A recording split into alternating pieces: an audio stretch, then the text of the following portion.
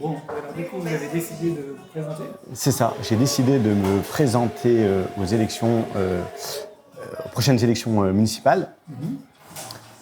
Voilà. Alors, je peux vous expliquer un petit peu pourquoi j'en arrive là. C'est la question qu'on va vous poser. Rapidement, vous allez me poser cette question. Alors moi, vous savez que j'entre en politique en 2019 sur la liste de Yves Nicolin. Alors, à ce moment, Qui était apolitique, mais quand même qui était apolitique. Alors moi, lorsque orienté plutôt droite, monsieur Nicolas. qui est orienté de droite, parce que M. Nicolin, Pas un homme de droite. par quelqu'un qui se revendiquait de droite. Alors moi, à ce moment-là, on vient me chercher, hein, que les choses soient bien claires. Moi, je suis un engagé associatif depuis plus de 20 ans. Je n'ai pas attendu de faire la politique pour défendre certaines valeurs. Et dans le cadre professionnel, ça a toujours été pour moi une exigence en fait d'être dans l'engagement et dans la protection du bien commun. Et à ce moment-là, donc en 2019, on vient me chercher et on me dit ce serait bien que tu puisses faire partie de la liste. Effectivement, j'étais un peu étonné que M. Nicolin souhaite pouvoir m'inviter sur cette liste-là. Et je vous avoue que j'ai réfléchi un petit peu, parce que ce n'est pas rien que de rejoindre une liste. Alors M. Nicolin m'a convaincu de pouvoir rejoindre cette liste en me disant tu vas pouvoir apporter quelque chose de bien à notre équipe et moi j'ai besoin de cette pluralité.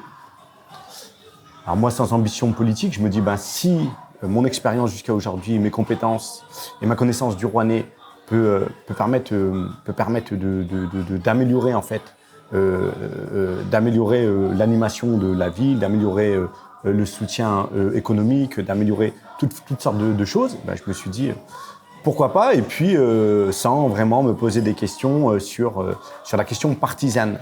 Parce qu'au niveau local, je considère que ce qui compte, c'est ce qu'on peut produire au niveau local.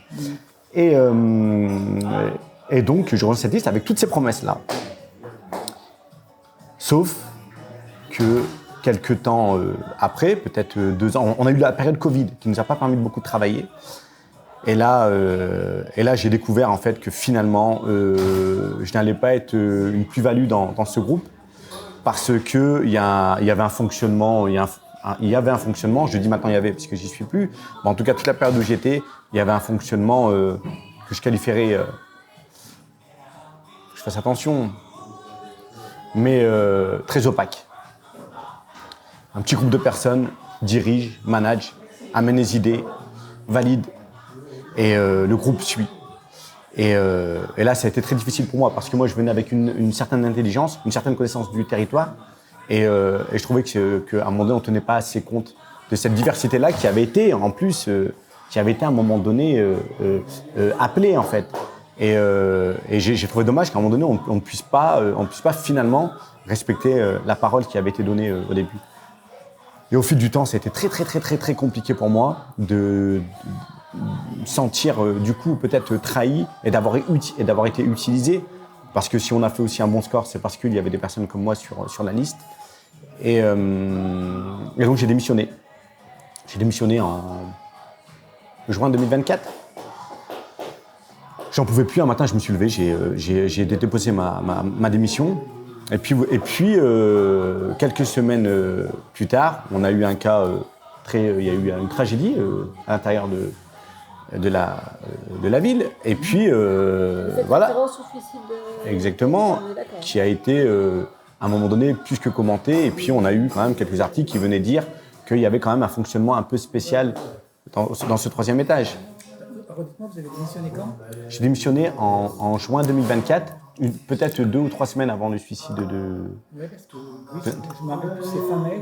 Non, c'était avant les législatives, même avant, vous savez, il y a eu les européennes. Moi, à ce moment-là, j'ai démissionné. Ensuite, il y a eu Vous avez en tête que c'est après votre démission ? Ah oui, c'est certain. Ouais. Oui, parce que je l'ai eu au téléphone. Elle m'avait appelé ensuite et elle m'avait demandé de ramener les clés, en fait. Et elle voulait prendre même un temps avec moi pour discuter. Moi, je ne savais pas ce qui se passait vraiment là-haut, vraiment j'étais pas dans les petits papiers. Et elle voulait quand même échanger avec moi. Et j'ai dit, à l'occasion, je t'amène les clés. Puis j'ai pas eu cette occasion. Elle est jamais. J'ai pas eu le temps, en fait, d'y aller. Et ça a été un choc aussi pour moi.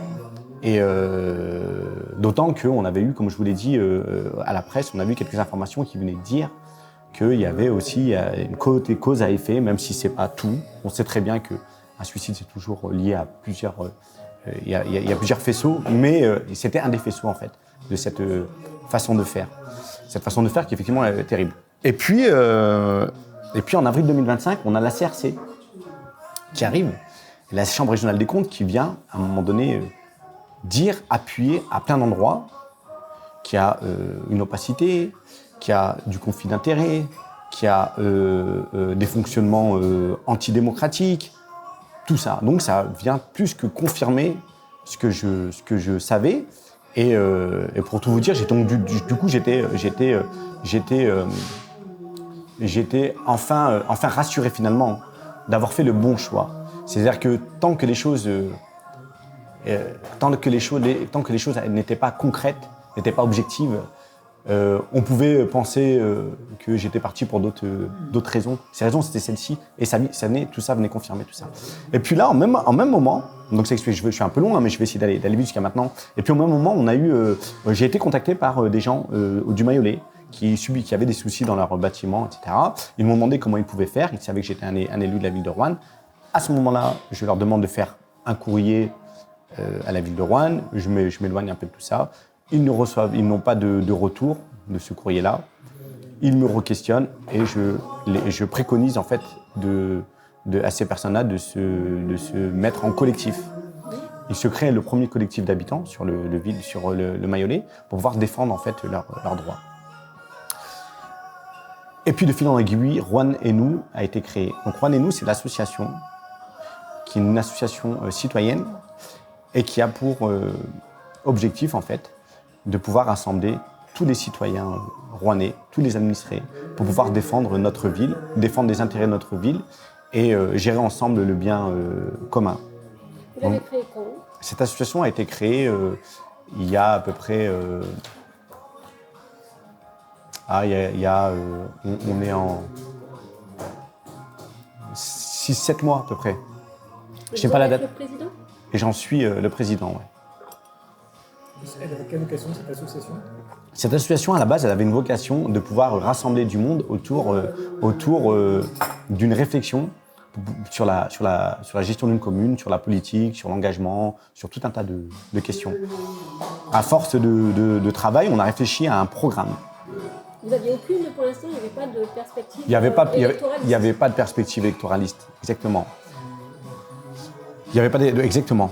Et puis, si vous vous rappelez, il y a quelques vidéos qui sont sorties à cette époque-là, avec une fameuse chaîne qui s'appelait la chaîne Lotus à la limite. Là, c'est un jeune homme qui m'a appelé et qui m'a dit je regarde les conseils municipaux et en fait, j'aimerais pouvoir, à un moment donné, sortir un peu des choses qu'on ne voit pas, en fait, qu'on ne lit pas et pourtant qui sont importantes.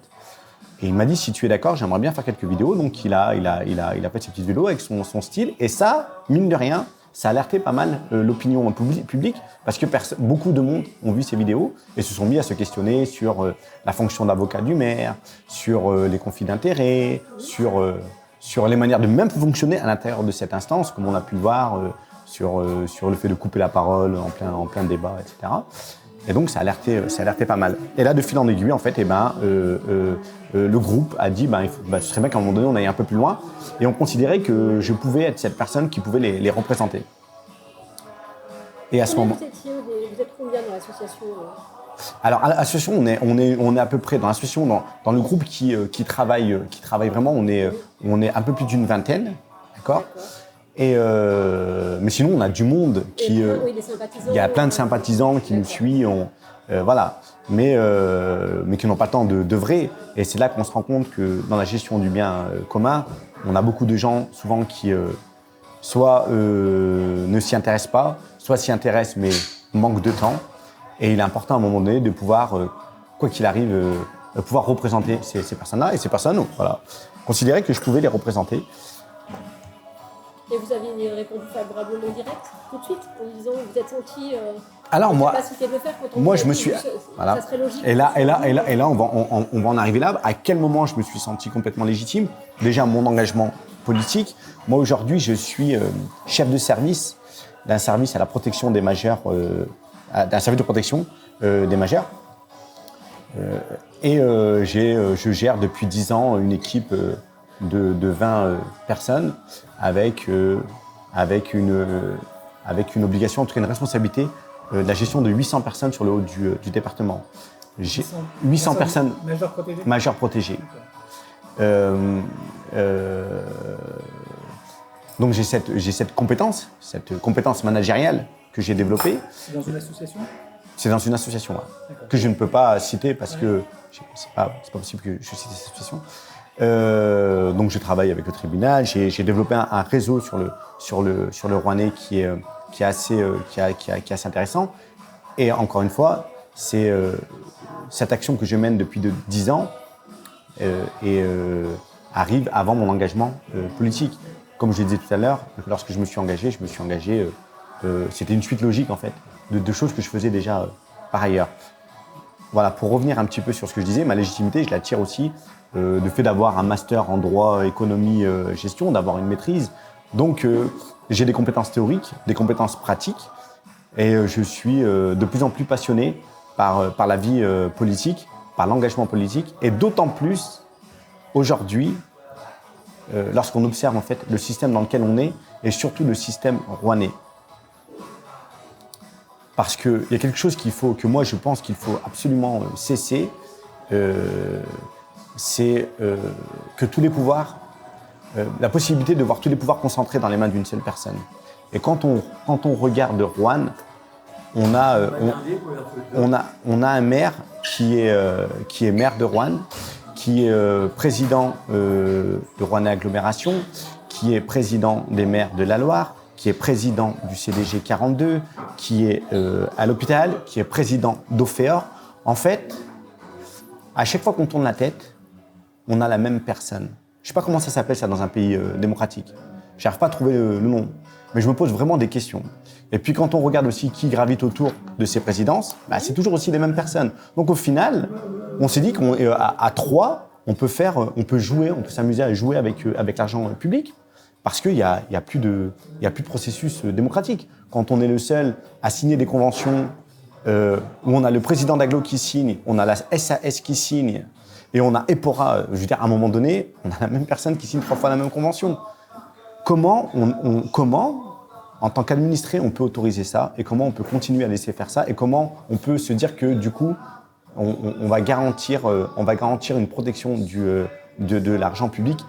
Et moi, candidat, je refuse de pouvoir cumuler toutes ces fonctions. Il y a des fonctions qui sont importantes, je peux comprendre. On ne peut pas être partout. Comment vous envisagez la pratique du pouvoir politique localement? Vous êtes candidat, comment vous projetez? Donc il y aura une équipe, un travail d'équipe où vous seriez entouré Voilà, ça commence par là. C'est-à-dire qu'on est 39 dans une équipe. Ensuite, il y a ceux qui sont éligibles et puis il y a les adjoints. Et moi, j'envisage l'intelligence de tous, les compétences de tous, et j'espère pouvoir compter sur tous. C'est-à-dire que tous ceux qui interviennent, à un moment donné, ont une fonction et des responsabilités différentes. La fonction de maire, c'est une fonction de chef d'orchestre, d'aller chercher des compétences et d'utiliser ces compétences et de faire en sorte que ces compétences soient utiles pour l'ensemble. Pas, au contraire, pas avoir des compétences qui se taisent, mais des compétences qui parlent, et donc des compétences qui peuvent tranquillement prendre des fonctions de présidence, ici et là, dans une SAS, une présidence, la présidence d'Ofeor, je ne sais pas, la présidence d'autres présidences, des présidences qui aujourd'hui sont complètement dans les mains d'un seul homme. Ça pose question quand même, quand on n'est pas capable dans son équipe de trouver quelqu'un qui puisse avoir cette responsabilité. Ça pose vraiment question. C'est-à-dire que monsieur le maire est en train de nous dire, tout autour de moi, il n'y a personne, je prends cette responsabilité, ou alors, pour d'autres raisons, on ne les a pas les raisons. En tout cas, la CRC vient nous dire quand même pas mal de choses. Donc moi, je les envisage de cette manière-là. J'envisage une équipe, j'envisage des compétences, j'envisage une équipe citoyenne, une équipe qui est plutôt jeune, entre 20 et 45 ans. Quand vous dites que vous envisagez, parce que pour l'instant... Vous en êtes où? Oui, je veux dire, vous avez déjà des personnes... Pour l'instant, on a 20 colistiers. On en a d'autres qui vont arriver. Il est difficile, en fait, d'avoir d'avoir 40 colistiers quand on n'est pas complètement engagé. Je pense qu'aujourd'hui, ça va être de plus en plus facile parce que le travail, en fait, quand on fait un travail qui est un travail de l'ombre, c'est beaucoup plus dur que d'aller rassembler, que de faire des choses. On le sait, c'est beaucoup plus simple quand on est... Vous pouvez nous en dire quelques mots sur vos policiers? Il ne s'agit pas de donner des noms, mais donc plutôt des gens jeunes pour l'instant. Plutôt une équipe jeune, dynamique, qui représente les Rouennais dans toute sa diversité, en fait. Des gens qui ont entrepris, des entrepreneurs, des responsables de magasins, des personnes qui travaillent dans l'industrie, voilà. Des gens qui... Différents profils, donc, du coup, tous les profils sociologiques, exactement. au niveau C'est l'idée, en fait. d'âge, et au niveau géographique Et aussi. au niveau géographique, et au niveau aussi même au niveau presque des... alors, je veux pas que ce soit mal compris, mais l'idée, c'est d'avoir un groupe qui soit citoyen, donc personne n'est politisé, personne n'est encarté. Personne n'est encarté nulle part, en fait. Ah oui, d'accord. Donc, c'est des personnes qui... et c'est bien de travailler avec des personnes qui ne sont pas encartées parce qu'en fait, ils ont une capacité de pensée, de réflexion qui ne se limite pas à un cadre qui est déterminé, qui est le cadre du parti, en fait. Donc, c'est possible d'aller un peu plus loin dans la réflexion. Et donc, c'est très intéressant. On peut avoir quelqu'un, par exemple, qui va avoir une mission, qui travaille pour une grosse société, qui a une fonction hyper importante dans cette grosse société, mais qui en même temps porte des valeurs humaines qui à un moment donné sont un peu différentes de ce que peut représenter sa fonction et qui va être comme ça dans la recherche du juste milieu. Et c'est ça qui est intéressant, c'est-à-dire qu'on n'est pas définitivement, on parle pas d'une couleur définitive selon ce qu'on fait dans la vie. On n'est pas de droite parce qu'on gagne de l'argent et de gauche parce qu'on défend les plus faibles en fait. C'est-à-dire qu'à un moment donné, on peut vouloir défendre les plus faibles et en même temps considérer qu'il est important d'investir, de faire des choses, etc. Donc, pas dans le quartier, vous n'avez pas non plus d'anciens élus? Non. On est vraiment des gens, des citoyens. Nouveaux qui sont Exactement. à part vous qui portez cette liste. Exactement. Moi, je la porte aujourd'hui parce que je suis le plus légitime sur cette fonction-là, parce que je suis déjà à l'intérieur. Mais l'équipe qui est autour de moi, c'est une équipe de citoyens. Est-ce que vous avez envie, avant de converser, est-ce que vous avez envisagé de rejoindre, d'intégrer l'équipe actuelle qui se met en place autour de 88, EPS et des autres partis? Et ça, c'est une très bonne question. En fait, avec cette équipe, c'est avec le groupe qui s'est monté, là, qui s'est monté avec toutes les étiquettes. C'est le groupe avec lequel, effectivement, nous, on a le plus d'affinité, en fait. Donc, on n'exclut pas que sur le chemin, on verra, sur le chemin, comment on peut rassembler des forces. On n'est pas dans cette exclusion-là, en tout cas. Avant le premier tour, vous dire? Pardon ? Avant le premier tour. Avant le premier tour. C'est-à-dire, quand on fait la liste commune, C'est possible. En fait, on n'exclut pas. Nous, ce qu'on veut, en fait, on ne veut pas rentrer dans des... comme on le voit aujourd'hui, tout plein de calculs politiques. On n'est pas à la course du pouvoir. On est dans la course d'un travail intelligent, citoyen. Donc, en fait, si on peut bosser, si on arrive à trouver des conditions de travail avant le premier tour, on le fera. est-ce que vous avez déjà participé, par exemple, à des réunions J'ai pas participé à des réunions de travail parce que... Ça fait un an que vous travaillez ensemble. Oui, et ça fait un an que nous, on travaille avec Juan et nous. Mais à un moment donné, ce qui compte, nous, ce qu'on considère, c'est d'assembler à un moment donné, que les forces, à un moment donné, puissent s'assembler. C'est-à-dire que c'est très bien ce qu'ils ont fait. Nous, c'est très bien ce que nous avons fait. Nous avons fait un gros travail de terrain. On a été chercher du diagnostic de terrain. On a rassemblé des jeunes, des moins jeunes. On a fait ce gros travail-là qui était important. Ça, c'est Juan et nous qui l'a fait, qui arrive à faire ce travail-là.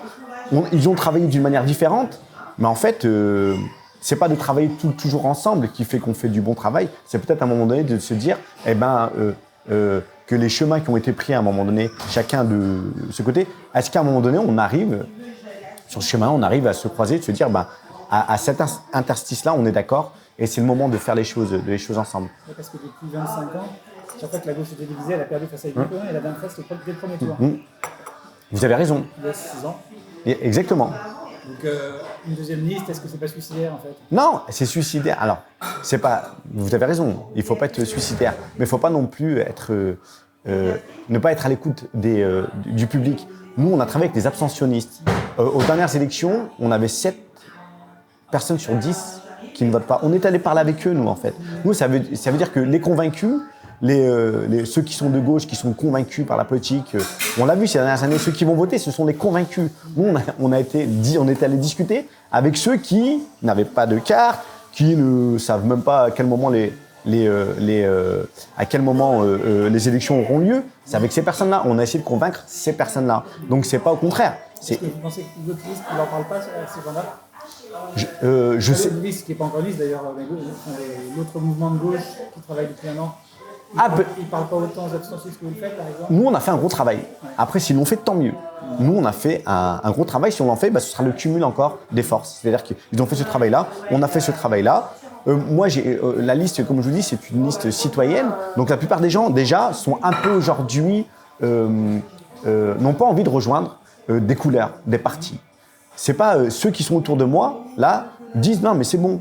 Ce qui nous empêche de penser, on n'en veut plus, en fait. Je le disais tout à l'heure, le parti, c'est des règles, c'est des lois, c'est un cadre. C'est tu ne passes pas, tu fais comme le chef a dit, tu te tais. Donc, finalement, tu ne penses plus. Et ça, c'est pas un parti, par oui, exemple. voilà, je vais vous dire, c'est quand même une liste. Le mouvement de gauche qui est en train de se constituer, c'est quand même axé gauche. C'est quand même. Oui, mais toujours avec. C'est pas une gauche molle, c'est une gauche. Non, mais il y a le PS, il y a le PC dedans, il y a tout le groupe qui s'est mis autour de ce groupe-là. Tous ces groupes-là, donc, viennent avec une carte, ne viennent pas seulement avec des idées. Ils arrivent d'abord avec une couleur. Nous, on veut d'abord arriver avec des idées, des idées, des valeurs communes, des valeurs républicaines. À un moment donné, qu'on puisse défendre nos valeurs sans absolument mettre sa couleur. Et est-ce que vous les avez contactés, par exemple? Mais bien sûr, on est en lien avec eux, ça se passe très très bien avec eux. Je ne dis pas que ça se passe mal, mais... On se contacte, on se parle. Si vous contactez, vous ne parlez pas, qu'est-ce qui fait qu'aujourd'hui vous n'êtes pas ensemble, tout simplement? Mais parce que, en fait, vous savez, quand on mène des... Est-ce que vous avez des idées, certaines de leurs idées ne vous reviennent pas? Il y a certaines de leurs idées avec lesquelles on est d'accord, certaines des idées avec lesquelles on est un peu moins d'accord. Comme je pense, on va peut-être avoir des idées, on va être un peu moins arc-bouté sur des idées. Je sais pas, j'ai pas d'idée là en tête. Il faudrait que j'aille voir un peu plus en détail. Oui, parce qu'ils vont vous dire, on va les appeler derrière, ils vont nous dire, mais c'est dommage, il n'est pas venu depuis un an, et puis en fait, ils nous disent en disant qu'on a des différences. Ça s'est passé un peu différemment. Il y a un an, je suis venu. Ouais. Je suis venu, j'ai essayé d'entrer dans le groupe. Ils avaient décidé de certaines manières de fonctionner qui n'allaient pas au groupe avec qui j'étais, en fait, et qui voulaient construire quelque chose de différent. Et donc, à ce moment-là, on s'est mis comme en commun accord, on s'est dit,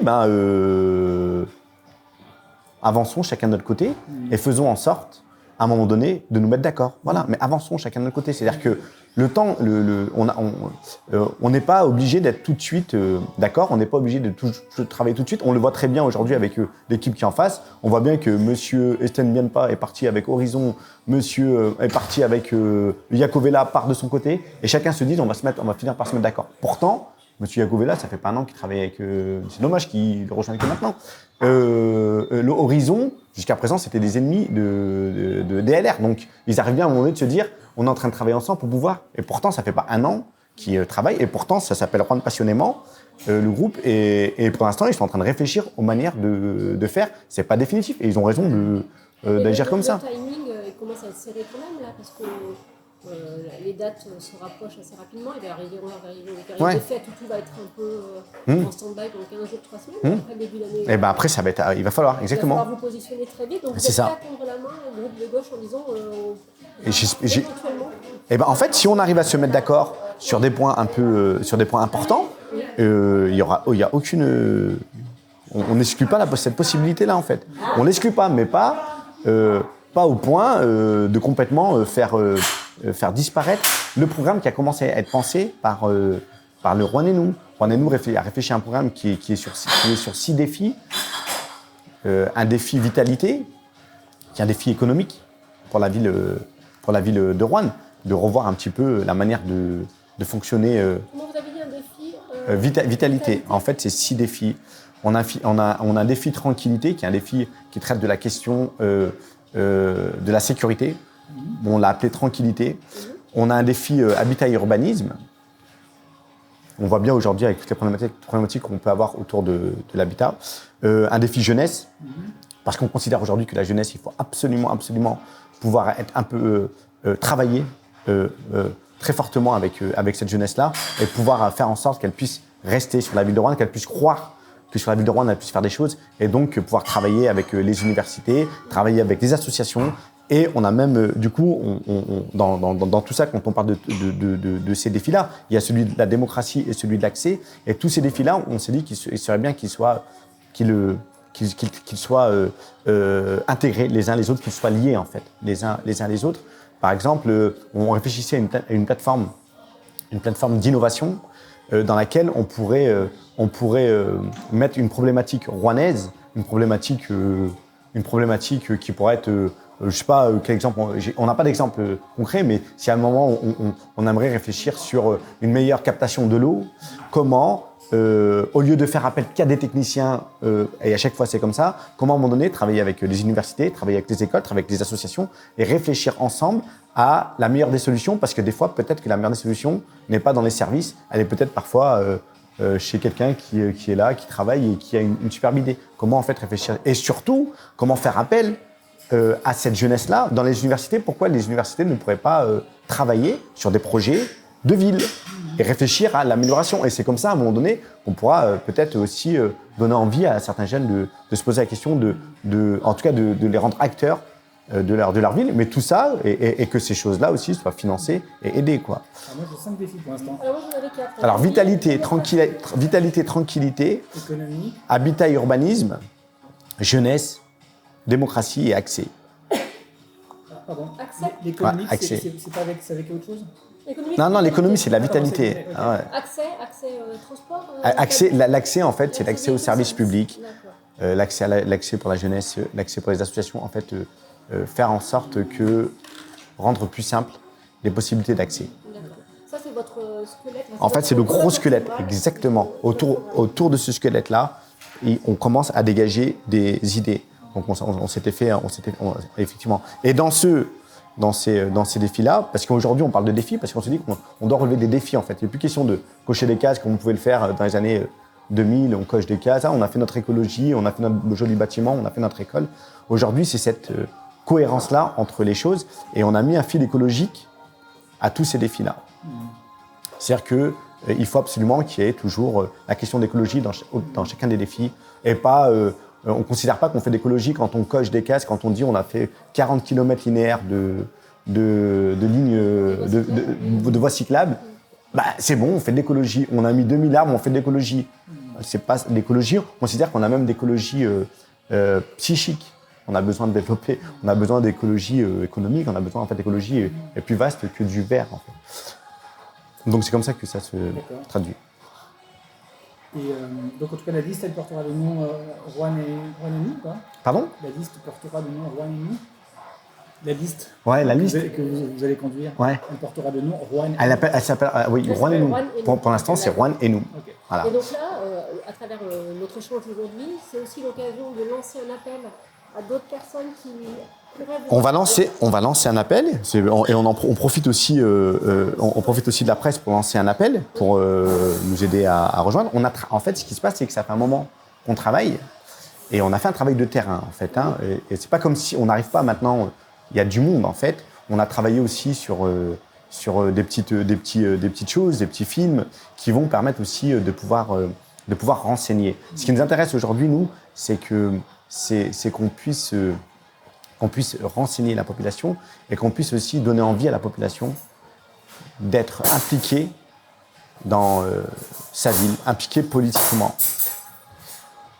Qu'on puisse à un moment donné, que Rouen et nous rende en fait aux citoyens ce droit, cette capacité, et surtout qu'ils se rendent compte qu'il y a un vrai en jeu et que c'est vraiment utile. Et qu'on ne peut pas comme ça délaisser, ne pas s'en occuper.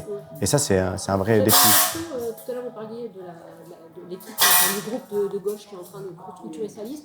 On sait qu'à la ville de Roanne, vous faisiez partie de plusieurs dissidents. Il y avait des dissidents avec qui vous avez pu échanger. Est-ce que vous avez été approché par les autres dissidents de l'équipe de Colin qui auraient pu venir vous chercher? Aujourd'hui, pourquoi tout à l'heure je vous parlais des partis? Aujourd'hui, le problème des partis, c'est un vrai problème pour moi. Le problème des partis fait qu'on ne peut plus penser entre nous, en fait. On se regarde d'abord sous une couleur et pas sous des idées. Alors même si on arrive à un moment donné à avoir des mêmes idées, avoir une énergie qui peut être commune, on se dit « Ah zut, hein, c'est dommage, hein, parce que t'as pas la même... on n'est pas dans le même parti. » Et ce qui fait que la lourdeur des partis empêche parfois de penser le bien commun. Et donc non, je n'ai pas été approché par ces dissidents-là. Ces dissidents-là, je suis en bonne relation avec eux, ça marche, je cherche aucun souci. On était ensemble sur Rouennais Agglo, ce sont les mêmes qui sont à Rouennais Agglo. Donc moi, j'ai aucun souci à travailler avec les gens. Par contre, j'ai un souci lorsque les gens veulent plus travailler et veulent faire autrement. Oui, mais moi, quelques mots d'ailleurs sur la dissolution du groupe. Je voulais vous faire réagir là-dessus. Tant qu'on en parle. Oui, bien sûr. Comment vous justifiez du coup cette dissolution du groupe? Est-ce qu'on a eu le message de M. Perron? Ouais, en fait, alors c'est vu qu'on rentre dans les municipales, dans des échéances un peu spéciales, effectivement, il a été décidé dans le groupe. Alors c'est pas moi, j'étais pas forcément pour en fait, absolument dissoudre ce groupe. Hein. Mais certains préféraient dissoudre ce groupe parce qu'ils aient été pris par des engagements et ils avaient peur que le fait d'avoir ce groupe-là crée un peu une forme d'incompréhension chez les gens à la suite, plus tard en fait. Des engagements politiques, vous voulez dire?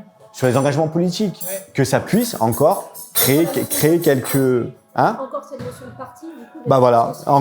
Encore cette notion, même si ça a été très bien, de toute façon, mission accomplie sur ce truc-là, encore une fois. Moi, j'ai encore pris un risque de rejoindre d'autres partis qui devraient normalement pas être des partis avec lesquels je devrais discuter parce que normalement, tu dois rester dans ta division.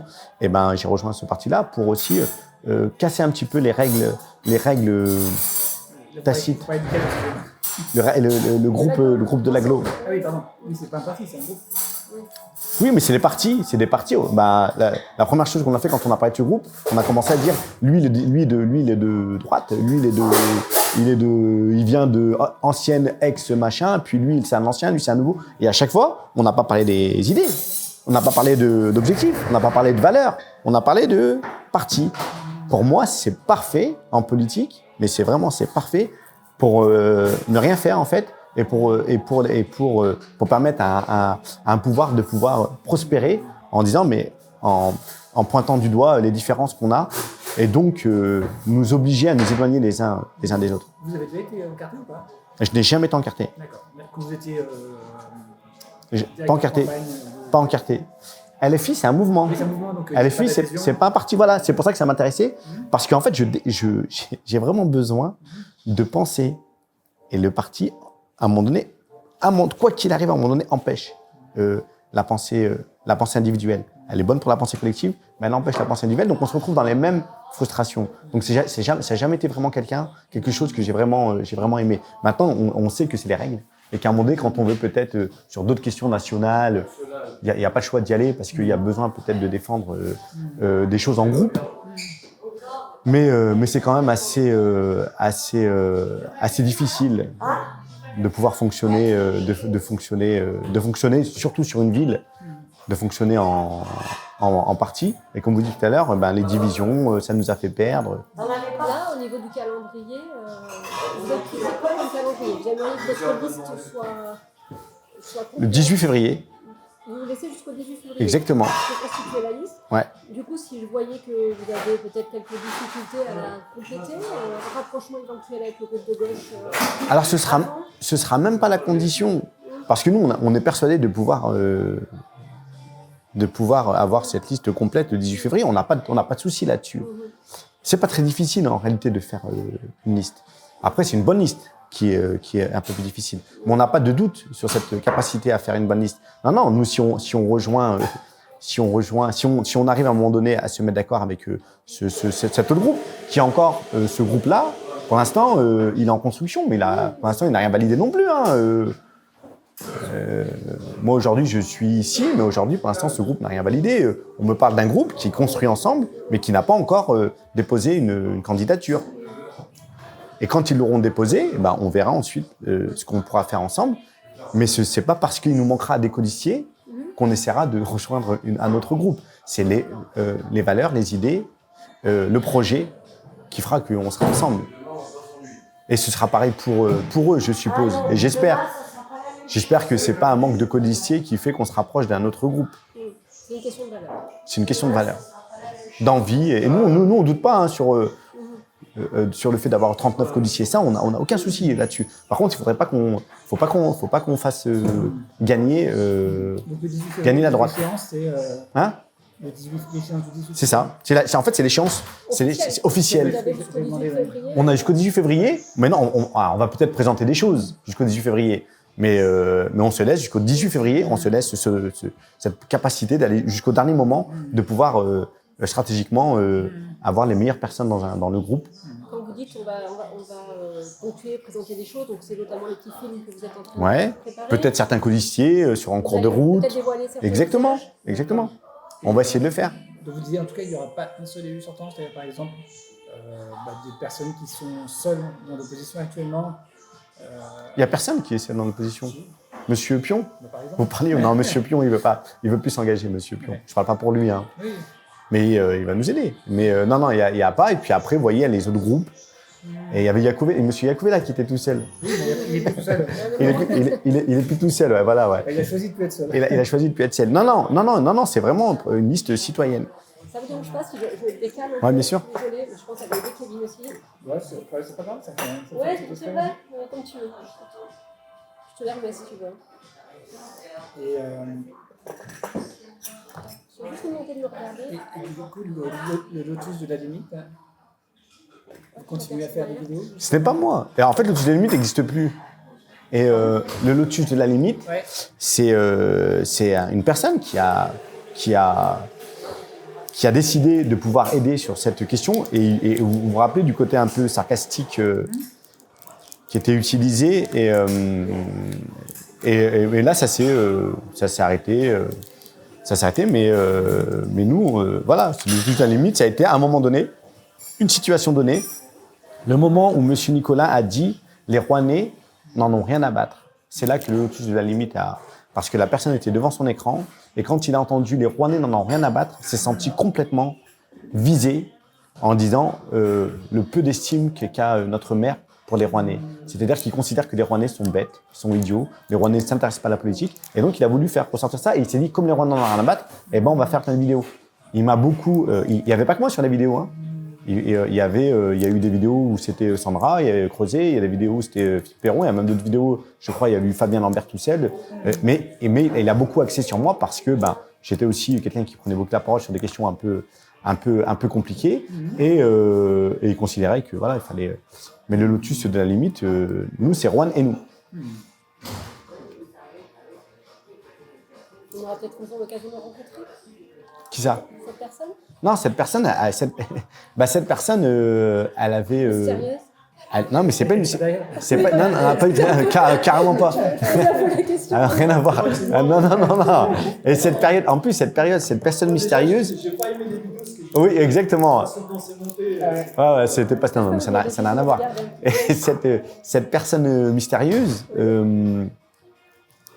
vous a appelé votre journal pour vous dire j'aimerais vous rencontrer. Alors, je sais pas, mais qui est-ce qu'elle appelle? Parce que vous avez un journal, c'est Ouh là là, ça s'est mal passé, très mal passé. D'accord. Parce que lui, il a dit pourquoi vous assimilez le lotus de la limite à la religion musulmane. Vous m'avez pas appelé. C'est la personne qui l'a appelé, hein, c'est pas moi. Et ils l'ont dit ouais, mais nous on a été voir sur internet et tout. Il a dit ouais, mais alors avant d'aller voir sur internet, il y a une page Facebook, il y a un Messenger et tout. Faites-moi un message moi directement parce qu'il y avait tout pour appeler le lotus. Vous m'envoyez un message, vous me demandez si vous voulez m'en. Et moi je vous rencontre, il y a pas de problème. Et ça n'a pas été possible. Donc il a zappé, il a dit moi je veux plus rien avoir à faire avec eux là. Mais il avait fait cet effort-là D'accord. d'appeler. En tout cas, c'est pas moi parce que je me rappellerai. Hein? Ouais, non, c'était pas vous.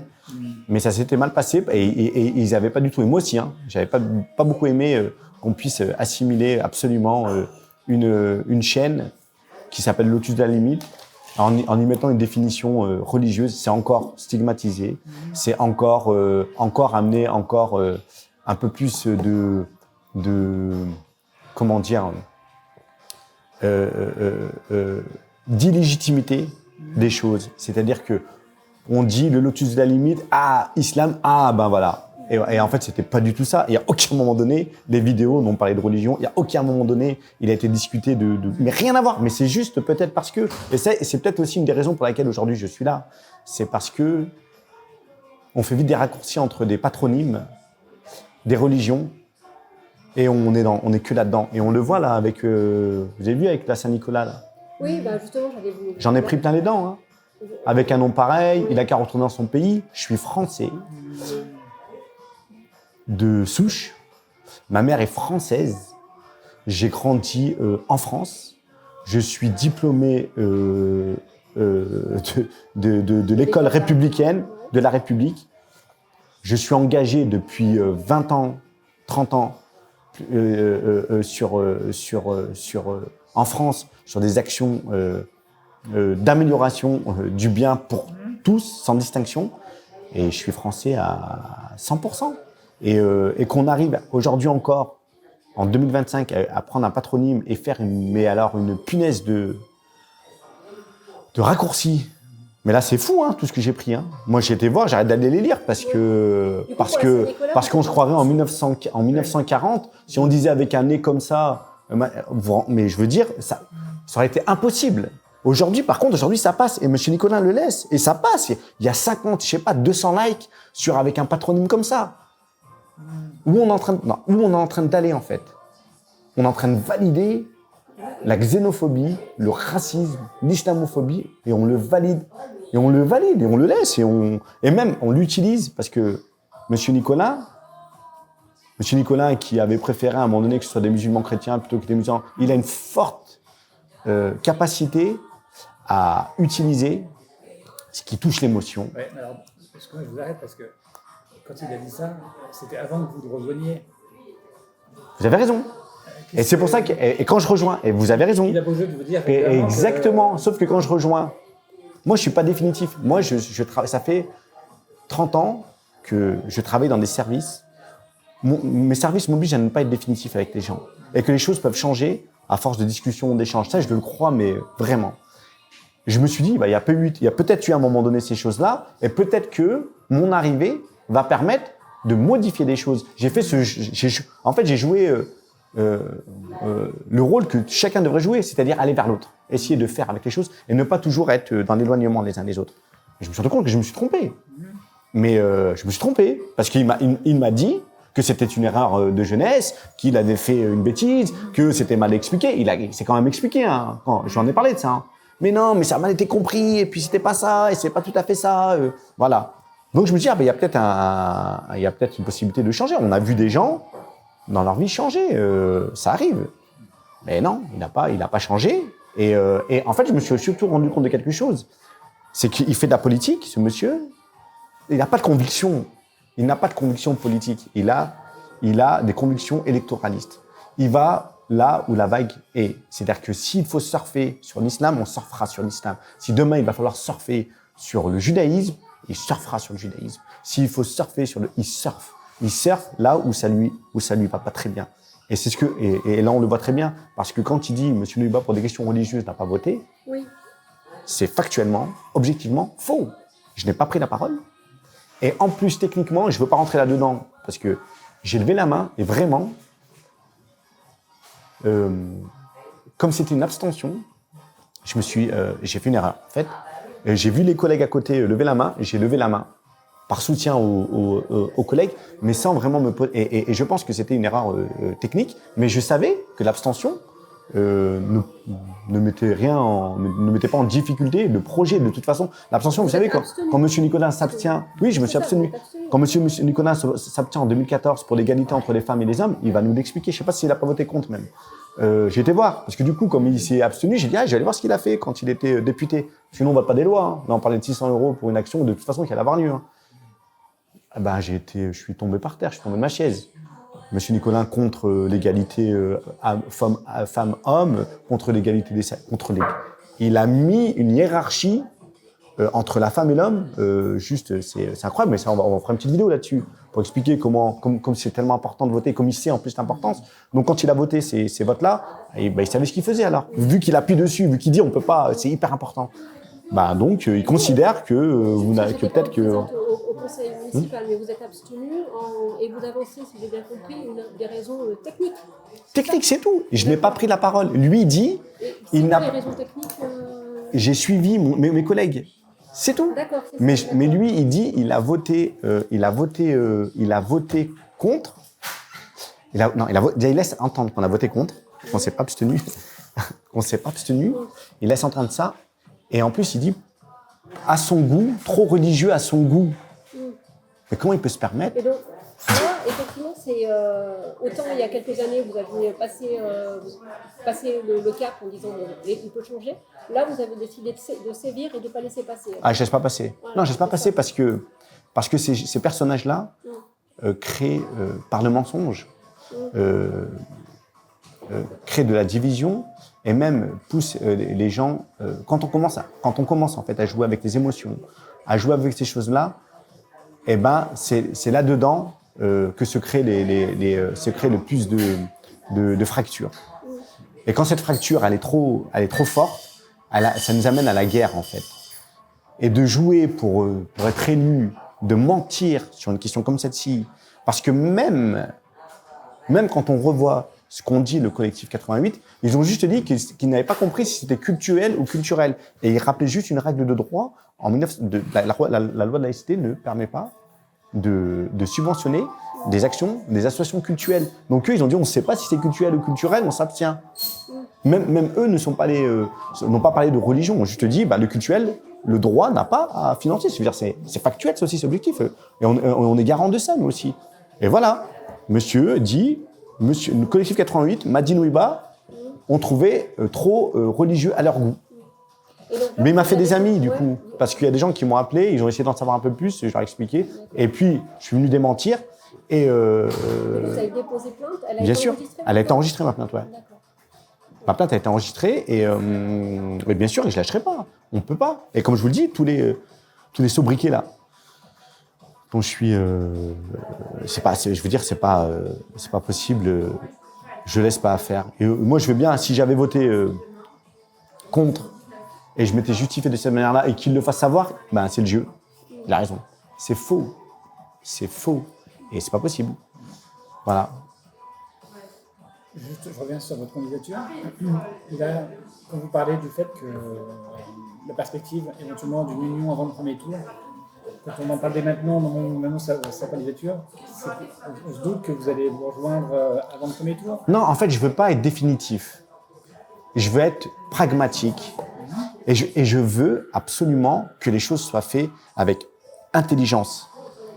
On n'est pas à la course au pouvoir, en fait. On veut construire, on veut être juste envers nos administrés et on veut les représenter de la meilleure des manières. Donc on n'est pas dans des calculs, on veut gagner, alors on va le faire. Parce que si j'étais dans des calculs comme cela, on ne se pose pas de questions, on se met derrière et puis on y va et puis on laisse les citoyens et puis on fait nos choses. Et on se dit qu'on a peut-être une chance à s'unir.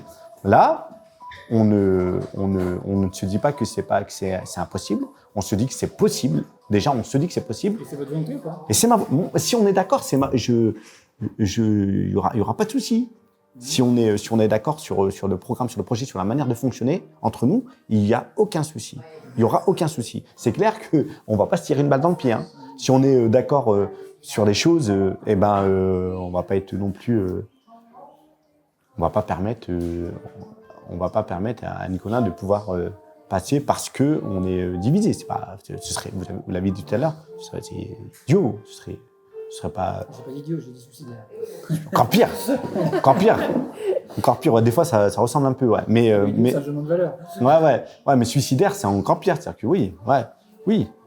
Et une idiotie qui nous amènerait à un suicide. Et vous avez raison. Et nous, on est conscients de ça. Donc, on parle, on est encore bien. Moi, je suis pote avec eux. Il n'y a pas de problème. On n'a aucun souci. On arrive à discuter, à boire des coups ensemble, à échanger. Et c'est très bien. Et c'est sain, en plus. Je veux dire, fonctionner comme ça, je trouve que c'est sain. On fait notre truc, on se fait confiance et chacun fait. Et si on arrive à se mettre d'accord, moi, je ne peux pas trahir aussi beaucoup de gens, de citoyens avec qui on a bossé jusqu'à présent. Ça fait 1 an qu'on bosse.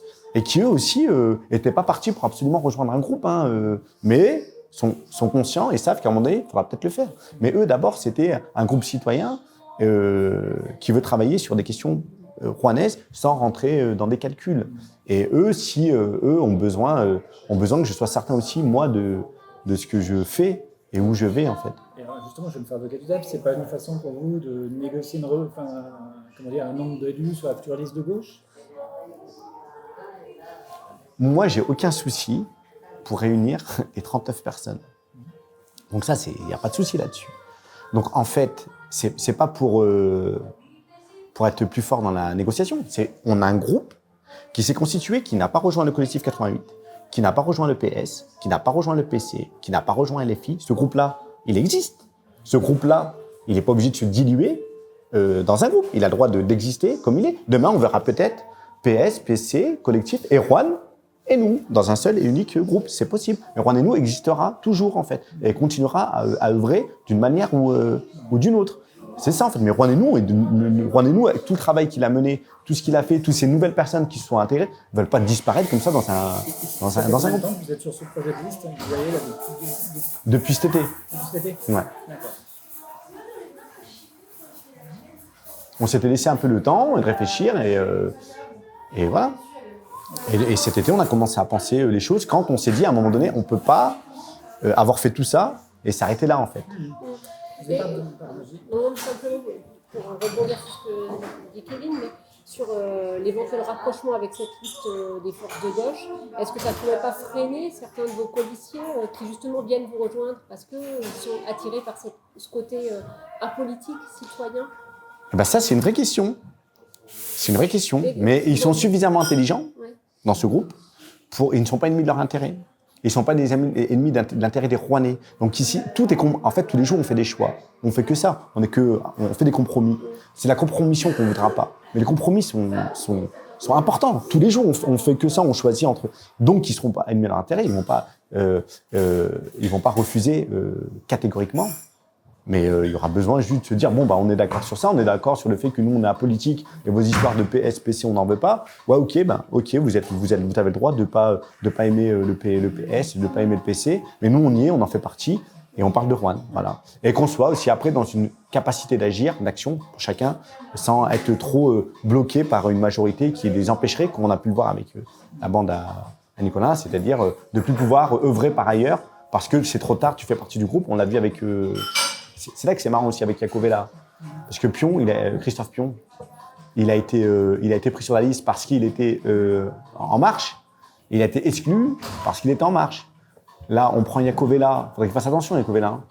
Parce que si demain, il ne garantit pas sa place, si demain il se met à dire youpi à notre groupe, il peut aussi ne plus faire partie de la liste. Ça voilà. Là, on est purement pas les idées, on est vraiment dans des questions électoralistes. Et nous, c'est pas ce qu'on veut. Nous, c'est-à-dire que si quelqu'un demain nous rejoint, il est apolitique et puis il a envie. Et puis, au niveau national, il a des penchants.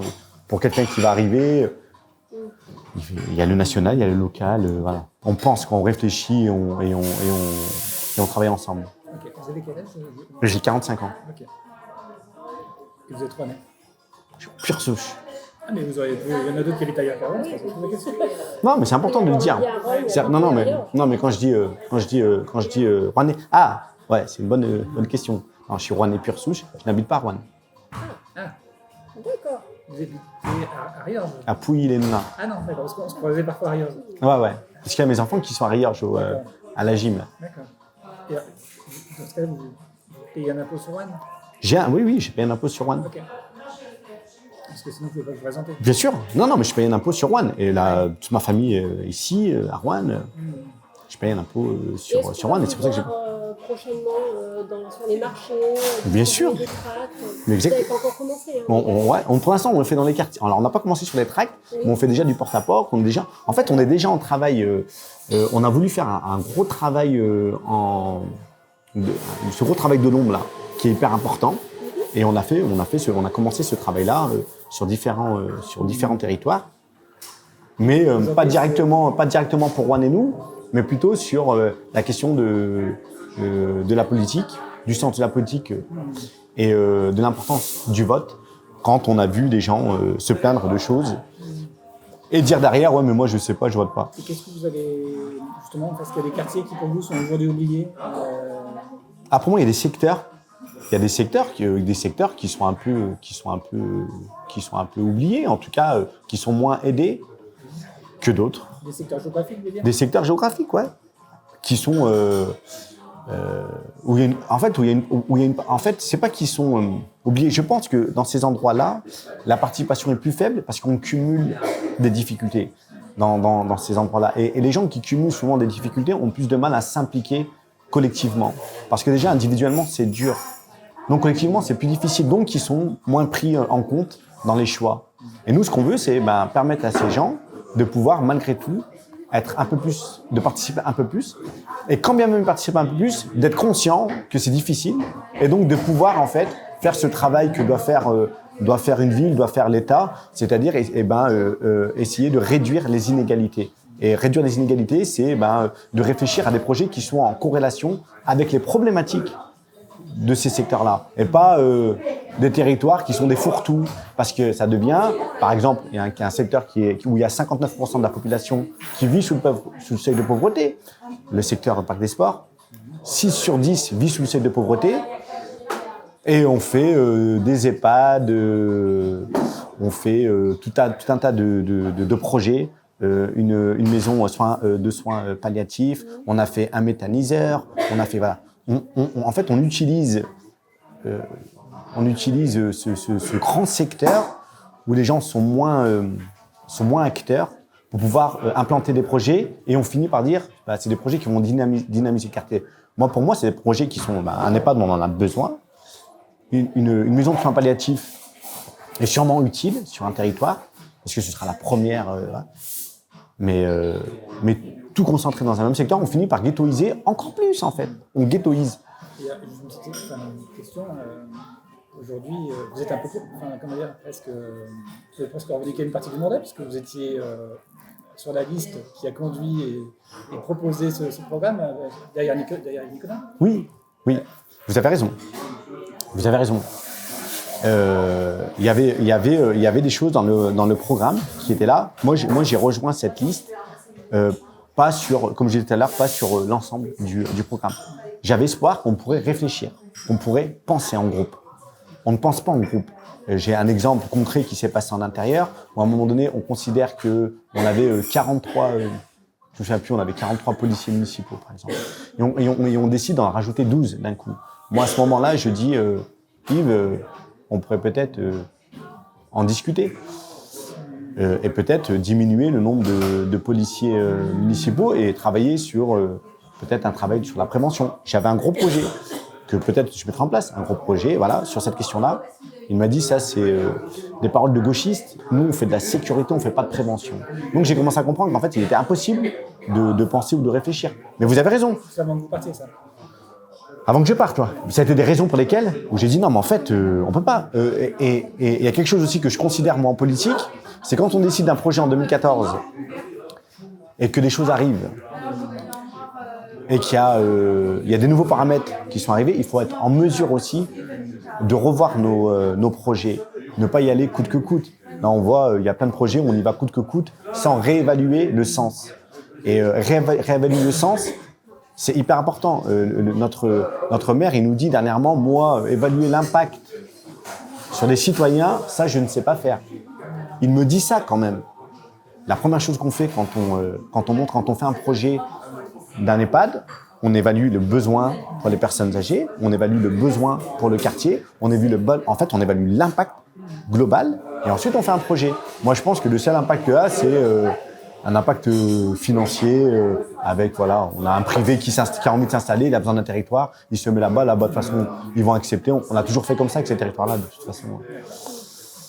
Ok, bah, pour Voilà. moi, c'est bien. Pour moi aussi. Ouais. Ça m'a l'air bien complet. De toute façon, vous nous tiendrez informés de la suite des... Oui. Bien sûr, vous allez, de toute façon, vous allez sûrement tomber sur des informations, des choses, et puis on n'hésitera pas à vous appeler si besoin. Oui, nous informer, même pour qu'on puisse relayer les choses Ouais. plus pratiques. Ouais, très bien. Est-ce que vous auriez une idée pour faire une photo à l'extérieur? Je vous aurais bien pris à Ouais, l'extérieur. si vous voulez, ouais, sans problème. C'est possible? Ouais. Je vais mettre quand même un peu la...